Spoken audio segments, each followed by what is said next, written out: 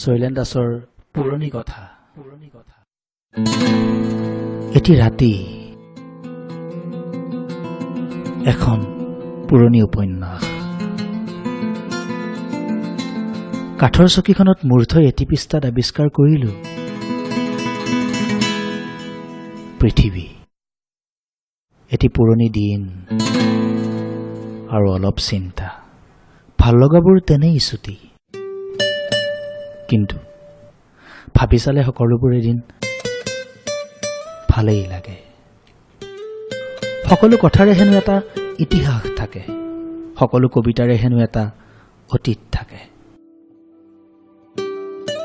ঠিক তেনেদৰেই সকলো বিষণ্ণতাৰ অলপ আমেজ থকাৰ দৰে সকলো মানুহৰে এটা ৰহস্য থাকে কাঠৰ চকীখনত মূৰ থৈ এইবোৰ ভাবিলে কিবা কবিতা কবিতা যেন লাগে এতিয়া কাঠৰ চকীখনৰ কাষেৰে ফাগুন নামিছে তুলিবৰে পাতৰ মেখেলা চাদৰ পিন্ধিছে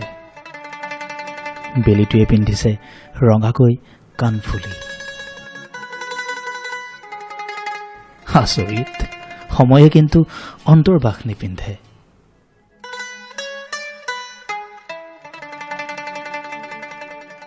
এতিয়া তুমি এটা কাহিনী কোৱা